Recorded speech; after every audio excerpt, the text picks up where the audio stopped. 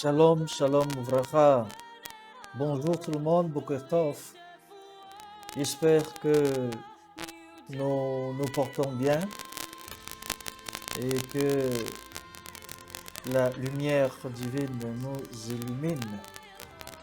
Bien, nous allons voir ce jour une notion aussi importante que celle dont nous avons vue auparavant, parce que c'est ça la diversité de la Torah qui parle de tout et n'oublie rien du tout. Alors, ce jour, nous allons, comme je le disais, faire un tour avec une notion dont on se pose souvent de nombreuses questions. Pourquoi cela arrive?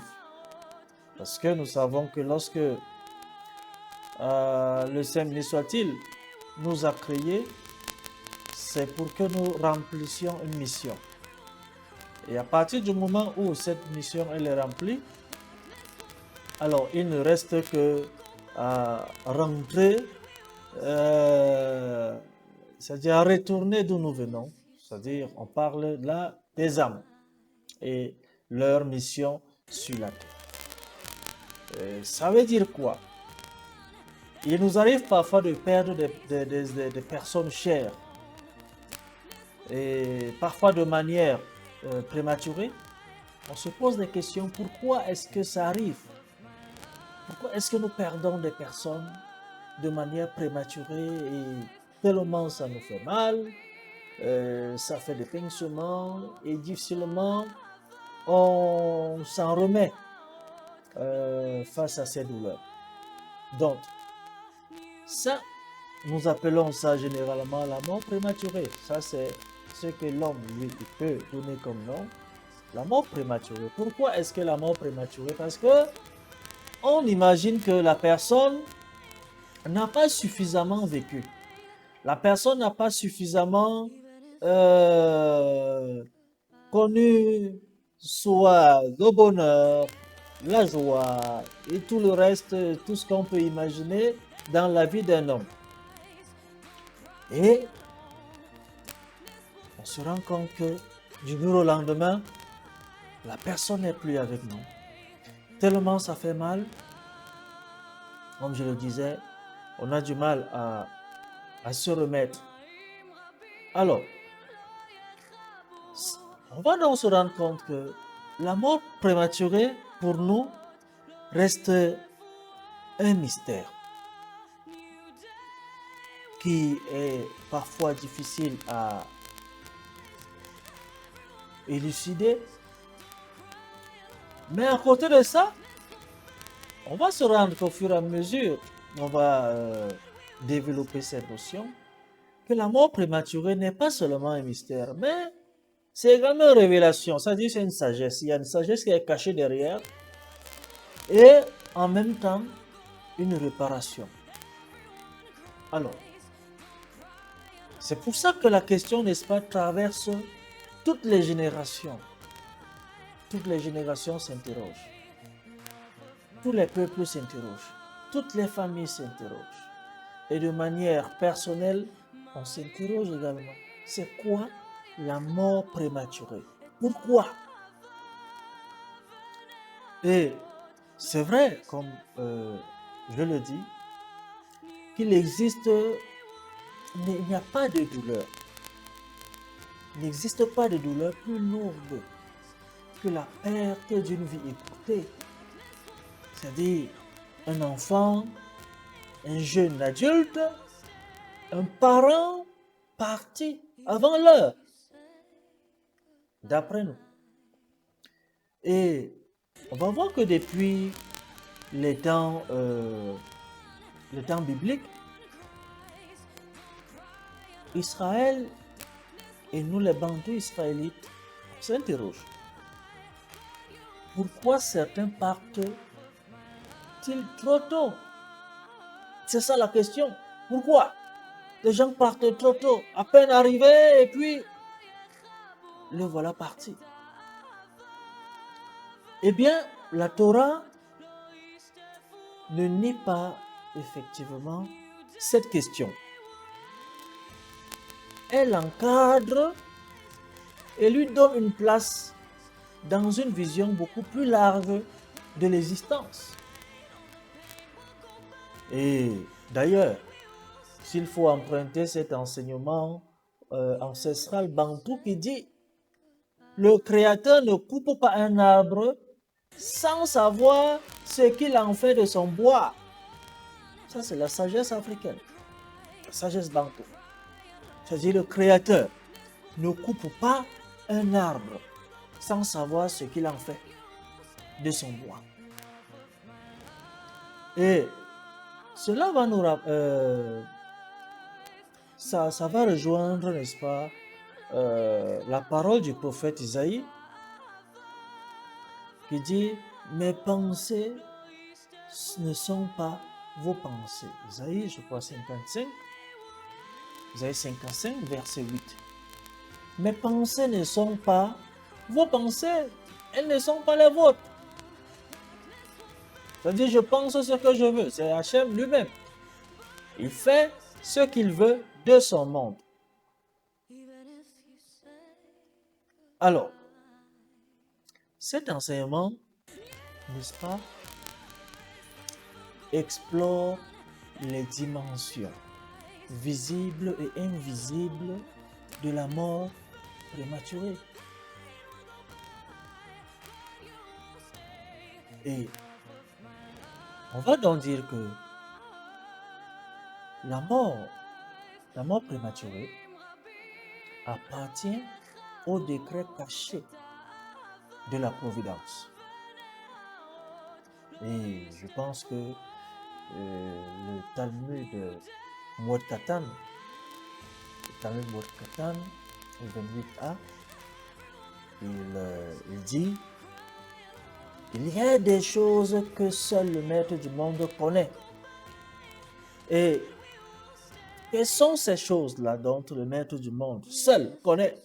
Il y a la durée de la vie, il y a la bénédiction, et il y a la raison du départ des tzadikim, c'est-à-dire des justes. Autrement dit, nous voyons une tragédie, mais le ciel voit l'ensemble du tableau. Lui, il voit tout.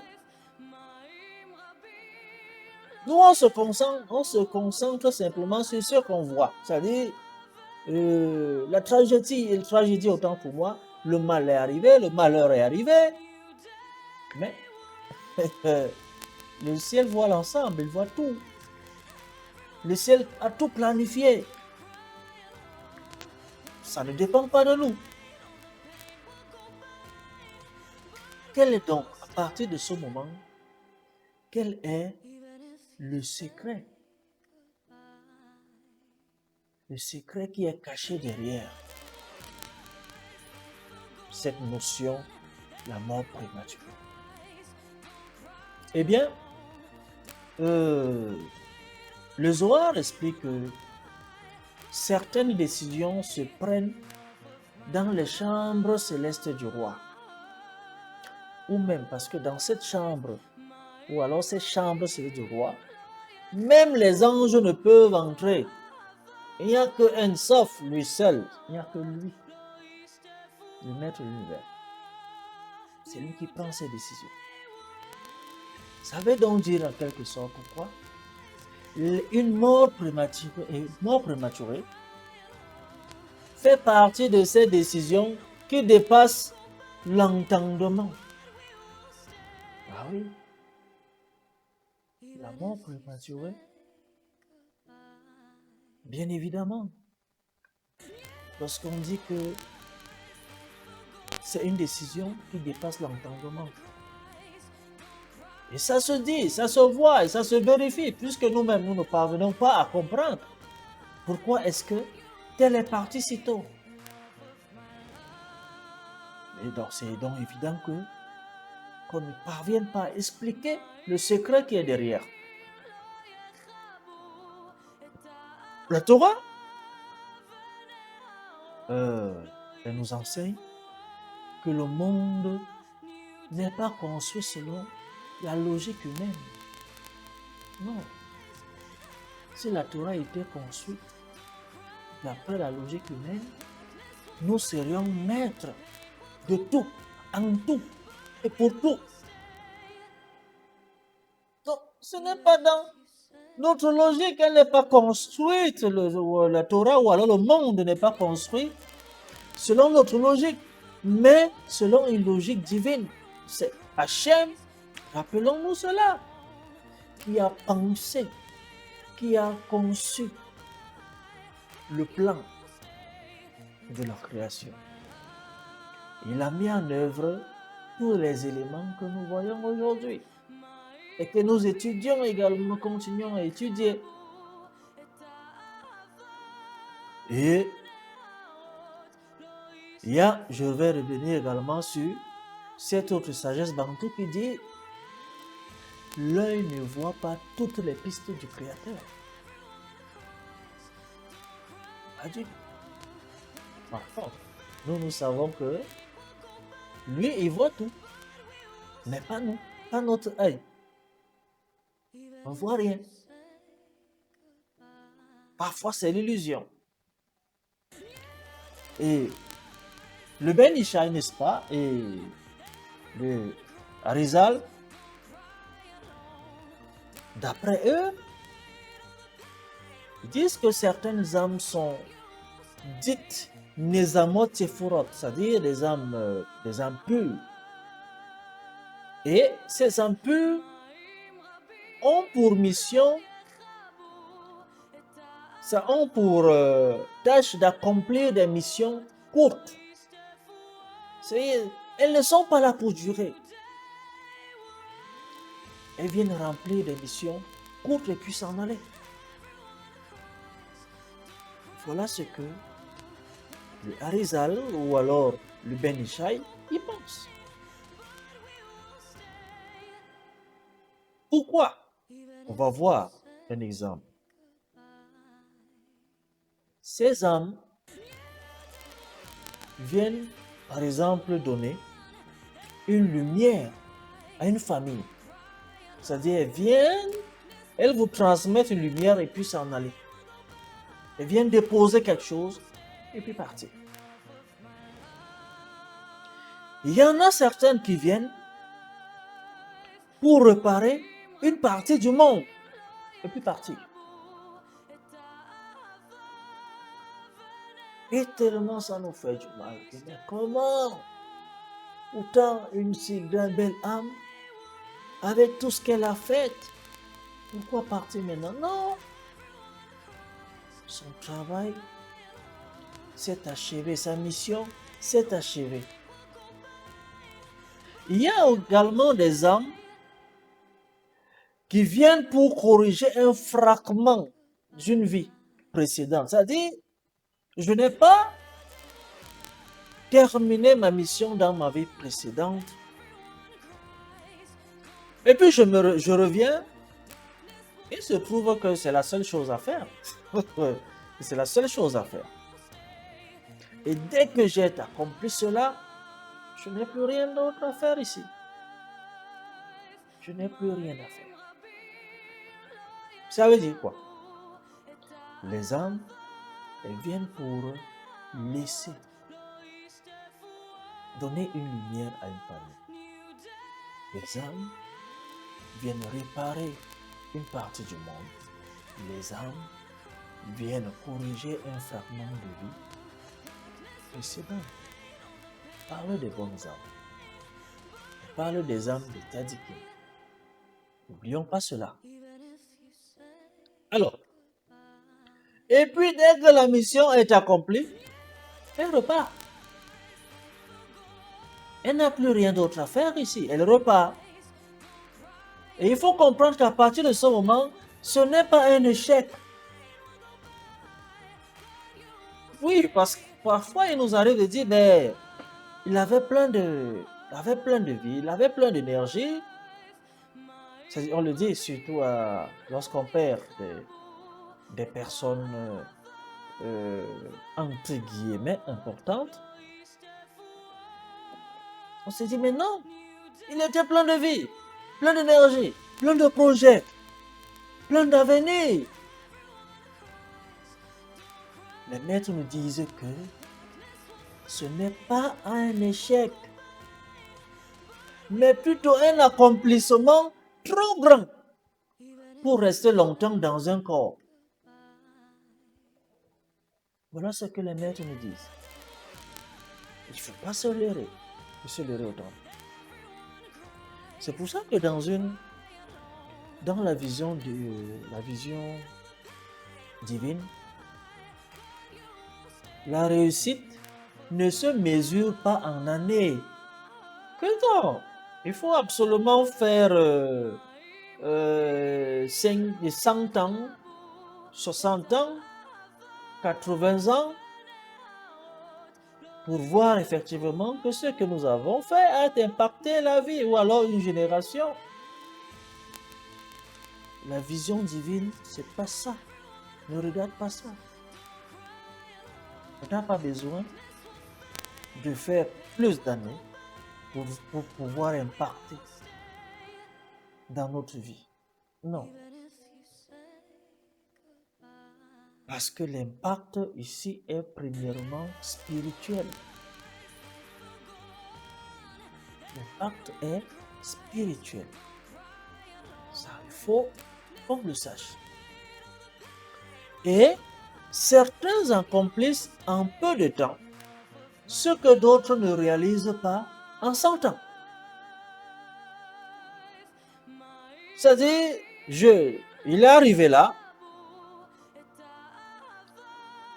il a 30 ans, 20 ans de vie, et puis il réalise ce que quelqu'un de 100 ans va réaliser, ou alors ne pourra pas réaliser.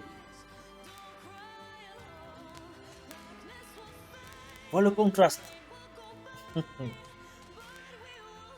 C'est pour ça que chez les Mekoubalim, on enseigne que certaines vies courtes sont liées à un tikkun, c'est-à-dire à une réparation. Une réparation ancienne. Donc, lorsqu'on rentre en profondeur, voilà ce que les grands maîtres vont nous dire. Que non, ne voyons pas qu'il n'a pas duré. Ne voyons pas que il a fait beaucoup de choses. Si Hachem ou alors le ciel lui accordait encore plus d'années, il aurait fait plus. Qu'est-ce que tu en sais? Peut-être même ce qu'il a fait en peu de temps.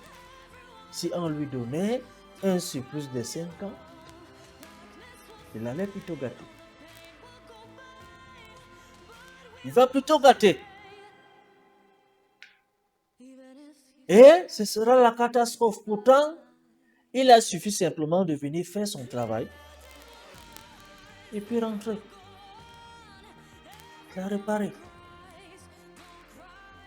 C'est ça également la notion de Gilgul, c'est-à-dire revenir pour achever quelque chose. On voit qu'à partir de ce moment, on n'a plus besoin de trop pleurer, de trop crier, que mais pourquoi? À peine arrivé, à peine reparti, il a fait son travail, il a joué son rôle, et puis il est reparti. Pourquoi le retenir? Je n'en sais rien. Tu ne sais pas ce qui se serait passé si il était resté encore 5 ans, 10 ans, 20 ans, je ne sais pas.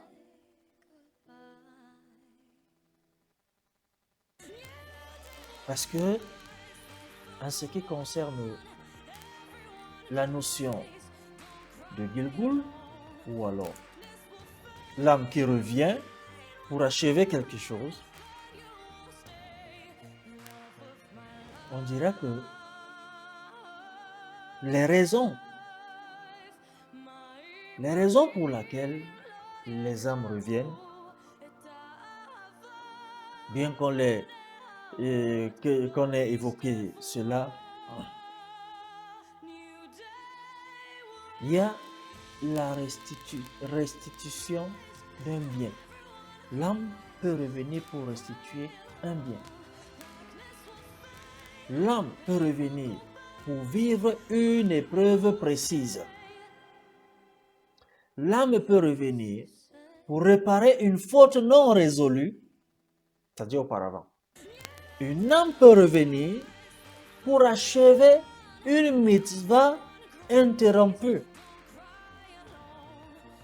C'est pour ça qu'on dit, dès lors, j'ai rempli ces missions, alors l'une de ces missions qui m'est assignée,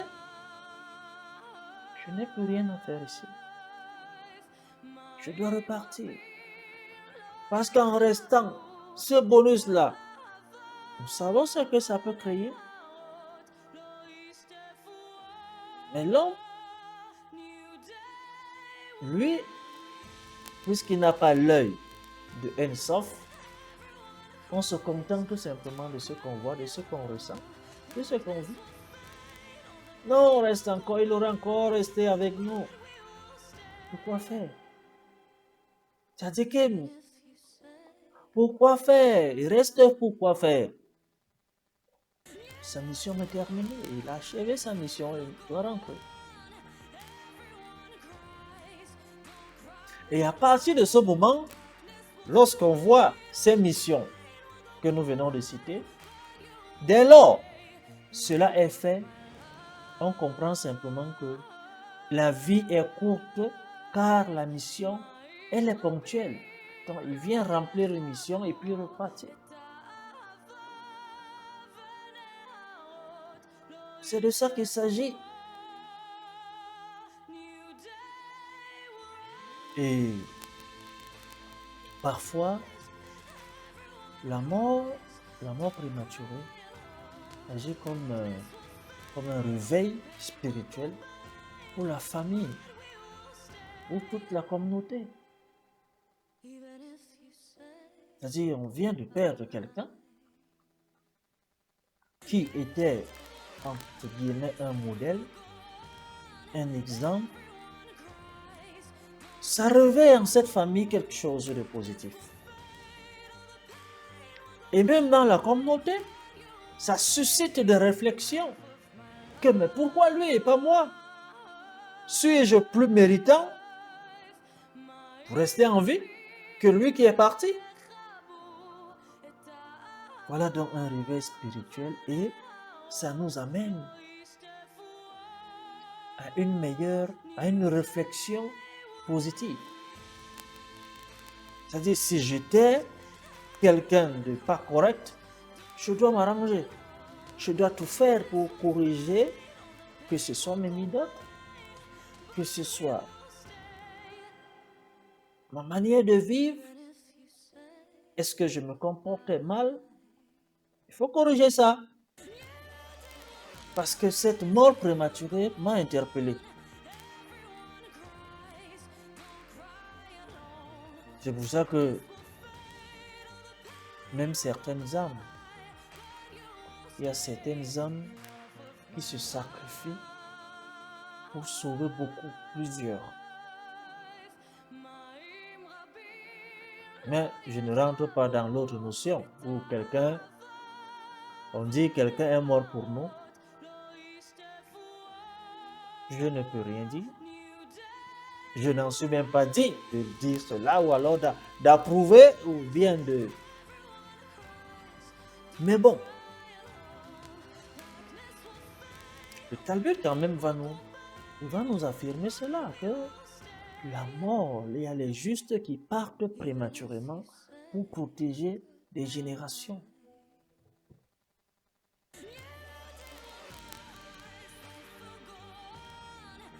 Parce que un décès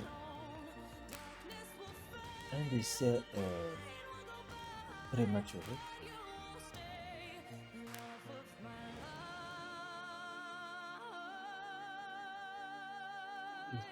peut agir, c'est ce que je veux dire, Oui, un décès prématuré ou une mort prématurée, elle peut agir, la mort, elle peut agir comme une annulation de décret négatif. Ça, c'est ce qu'une mort prématurée peut faire. Une annulation de décret négatif. Ou encore, un bouclier spirituel pour la famille. C'est-à-dire qu'il faut que tel se sacrifie pour nous. Il devient un bouclier. C'est ça le sacrifice. Et puis, un décès prématuré peut également agir comme un allègement des souffrances futures. C'est-à-dire, quelqu'un, il s'en va pour préserver cette génération à un mal qui pourrait leur arriver.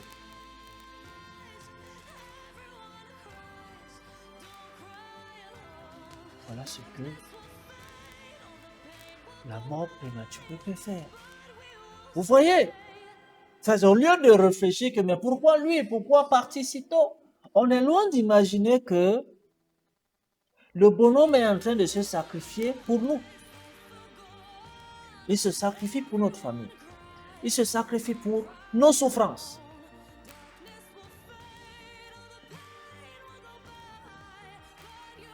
Et qu'il soit également un bouclier spirituel pour nous.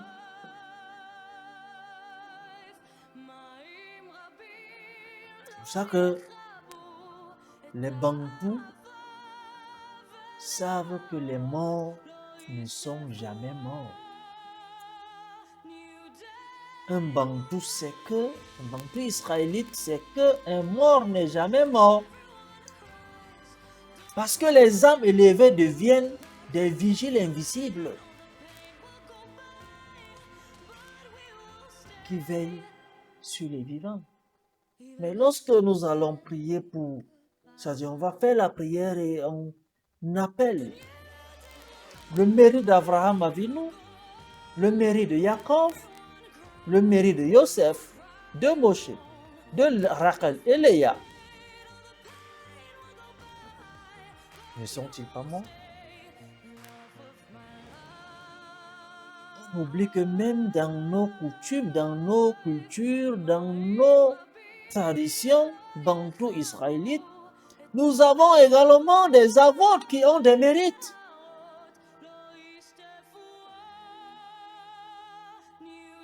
Je dois faire appel au mérite de mon grand-père, de mon grand-père, de ma grand-mère, de mon père, de mon frère, je ne sais pas.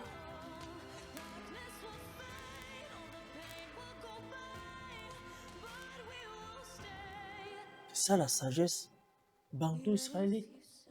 Les âmes élevées deviennent des vigiles invisibles. C'est des gardiens. Car ils veillent sur les vivants. Et la Torah, elle est claire.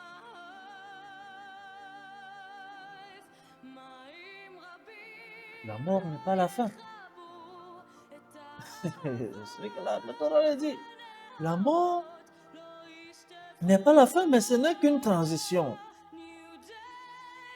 Parce que l'âme, elle retourne simplement à sa demeure, mais elle ne meurt pas. Elle ne meurt pas. Car c'est la poussière là qui retourne à la terre.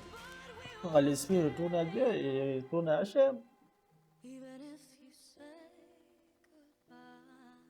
Quant à l'âme, elle continue à voir. L'âme continue à comprendre. L'âme continue à prier. L'âme continue à se lever.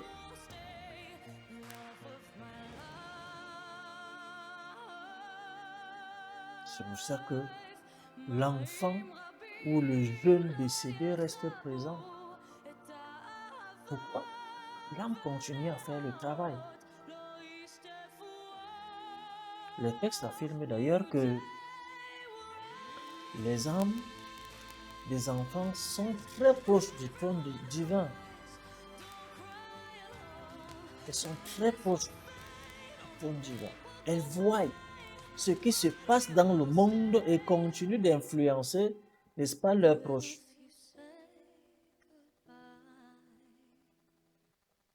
On comprend quelque chose là? Et si ces âmes continuent à influencer, n'est-ce pas, leurs proches? Si ces âmes continuent à voir ce qui se passe dans le monde, pourquoi s'inquiéter?